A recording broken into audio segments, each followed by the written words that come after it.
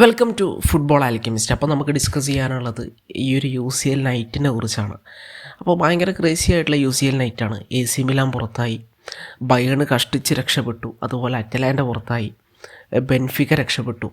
അപ്പം അതൊക്കെയാണ് ഇപ്പോൾ ഇന്നത്തെ രാത്രിയിൽ സംഭവിച്ചിട്ടുള്ളത്. അപ്പോൾ ഇതിൽ ഞാൻ വൃത്തിക്ക് ഇരുന്ന് കണ്ടിട്ടുള്ള മാച്ച് എന്നുള്ളത് അത് AC മിലാൻ വേഴ്സസ് ഫെയ്നോർഡ് മാച്ചാണ്.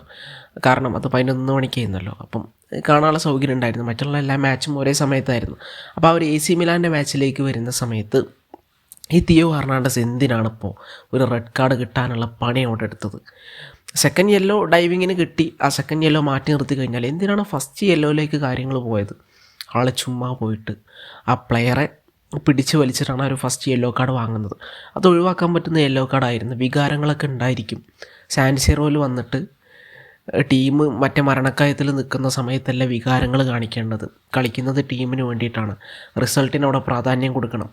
അവിടെ ഒരാൾ നഷ്ടപ്പെട്ട് കഴിഞ്ഞാൽ ടീമിന് എന്ത് സംഭവിക്കും, അതിനെക്കുറിച്ച് ചിന്തിക്കണം. അപ്പോൾ ഇതൊരു പ്രശ്നമാണ് തിയോൻ്റെ കേസിൽ. തിയോൻ്റെ ആറ്റിറ്റ്യൂഡ് ഒരു പ്രശ്നം തന്നെയാണ്.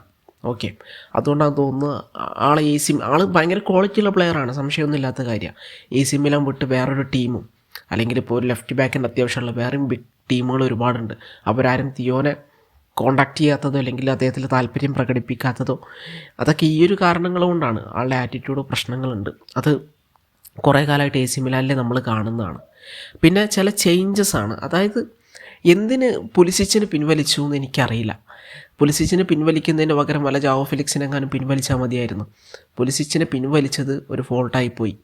പിന്നെ തുടക്കത്തിൽ AC മിലാൻ നന്നായിട്ട് കളിക്കുന്നുണ്ട്. അവിടെ ആ ഒരു കോർണറിൽ നിന്ന് തുടങ്ങിയിട്ട് ഫൈനലി ജിമിനസ് 1-ാം മിനിറ്റ് തന്നെ ഗോൾ നേടുന്നുണ്ട്. അപ്പോൾ ആ ഒരു ഗോൾ നേടുമ്പോൾ എല്ലാവർക്കും ഒരു ഹോപ്പൊക്കെ ഉണ്ടായിരുന്നു.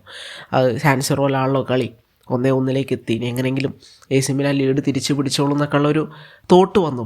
പക്ഷേ അത് വീണ്ടും ബോട്ടിൽ ചെയ്തു. പ്ലെയേഴ്സൊക്കെ എന്തൊക്കെയോ കാണിക്കുന്നു. ഡിഫൻസ് കുറേ നേരം പിടിച്ചു നിന്നു. പാവ്ലോവിച്ചൊക്കെ നന്നായിട്ട് കളിച്ചു. ഈ റാഫേൽ ലിയോ ആണെങ്കിലും അറ്റാക്കിലുള്ള മറ്റേത് പ്ലെയർ ആണെങ്കിലും ഈ ജിമിനസിലേക്കൊന്നും കൃത്യമായിട്ട് ബോൾ എത്തുകയാണെങ്കിൽ ജിമിനസിന് എന്തെങ്കിലുമൊക്കെ ചെയ്യാമായിരുന്നു. പിന്നെ ജാവോ ഫെലിക്സ് കുറച്ച് ഷോട്ടൊക്കെ അടിക്കുന്നുണ്ട്, പക്ഷെ ഒന്നും ലക്ഷ്യം കാണുന്നില്ല. അങ്ങനെ ടോട്ടലി ഒരു ഡിസാസ്റ്റർ പെർഫോമൻസിലൂടെയാണ് AC മിലാൻ UCL നിന്ന് പുറത്താവുന്നത് ഇന്റർ മിലാനോട് കളിച്ചിട്ടൊന്നുമല്ല, പുറത്താവുന്നത് ഫെയ്നോർഡിനോട് കളിച്ചിട്ടാണ്. ജയിക്കാൻ പറ്റുന്ന മാച്ചായിരുന്നു. പക്ഷേ these players are not good enough for AC Milan.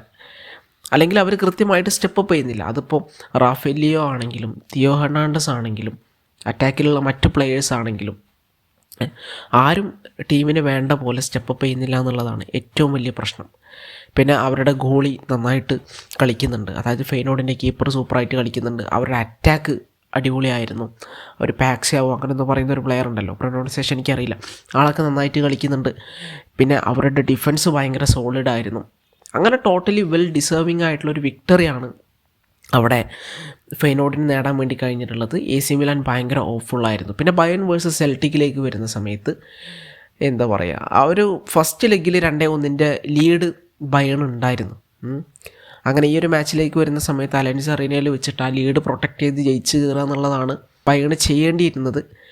പക്ഷേ ജസ്റ്റ് പ്രൊട്ടക്റ്റ് ചെയ്യുക എന്നുള്ളതല്ല, ഒരു ഡോമിനേറ്റിംഗ് ആയിട്ടുള്ള പെർഫോമൻസ് കാണിക്കണം.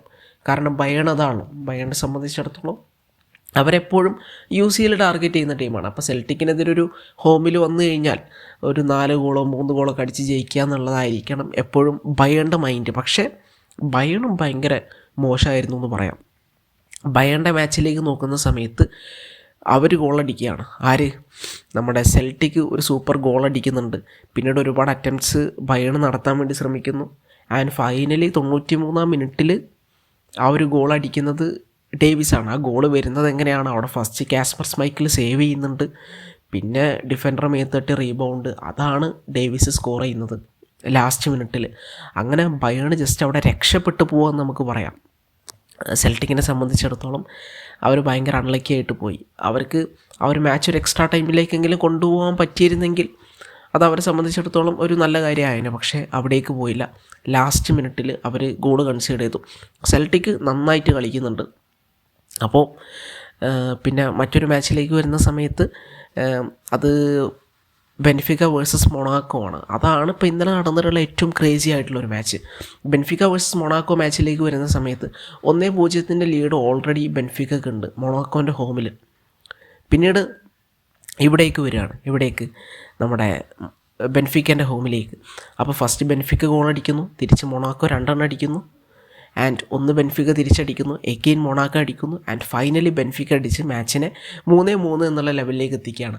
3-3 എന്നുള്ള ലെവലിലേക്ക് ബെൻഫിക്ക എത്തിക്കുന്നതോടെ ആദ്യ പാദത്തിൽ ലീഡും കൂട്ടി നോക്കുമ്പോൾ 4-3 അഗ്രിഗേറ്റ് സ്കോറിനാണ് അടുത്ത റൗണ്ടിലേക്ക് ബെൻഫിക്ക എത്തുന്നത്. അപ്പോൾ അതൊരു ക്രേസി മാച്ചായിരുന്നു. ഇന്നലത്തെ ബെസ്റ്റ് മാച്ച് എന്ന് തന്നെ പറയാം. ടോട്ടലി എൻ്റർടൈനിങ് ആയിട്ടുള്ള ഫിക്സ്ചർ. ആ സ്റ്റേഡിയത്തിലുണ്ടായിരുന്ന ബെൻഫിക്ക ആരാധകരൊക്കെ എന്താ പറയുക, മറ്റേ സീസോലി കയറിയ പോലെ ആവും. അയ്യോ ലീഡ് കിട്ടി ആൻഡ് ഫൈനലി ജയിച്ചു. ആൻഡ് അത് UCL ഒരു ഐക്കോണിക് ഫിക്സറായിട്ട് മാറിയിട്ടുണ്ട്.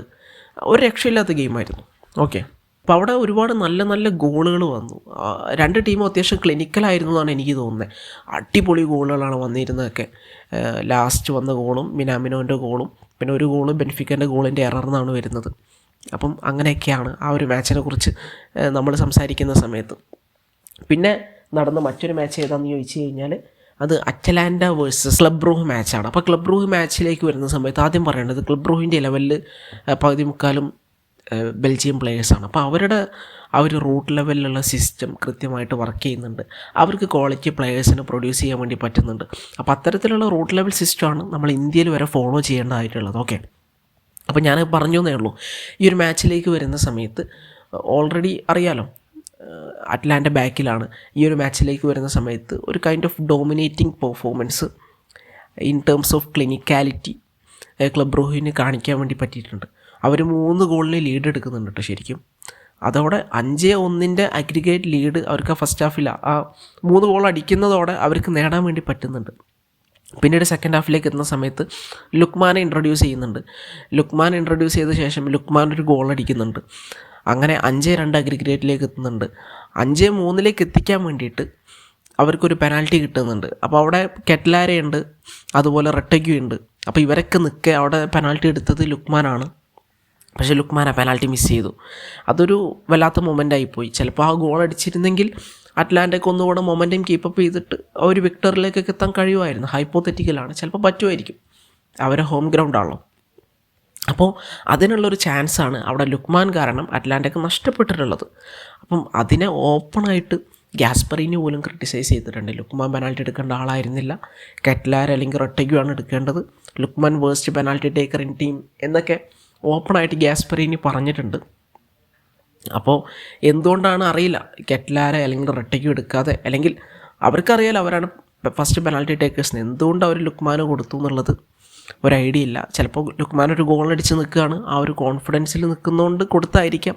എനിവേ അത് കംപ്ലീറ്റ്ലി പാളിപ്പോയി. അങ്ങനെ അറ്റ്ലാന്റ ഷോക്കിംഗ് ആയിട്ട് UCL പുറത്തേക്ക് പോകുന്നു. UCL എപ്പോഴും നല്ല ഇമ്പാക്റ്റ് ഉണ്ടാക്കണമെന്ന് നമ്മളൊക്കെ ആഗ്രഹിക്കുന്ന ഒരു ടീമാണ് അറ്റ്ലാന്റ.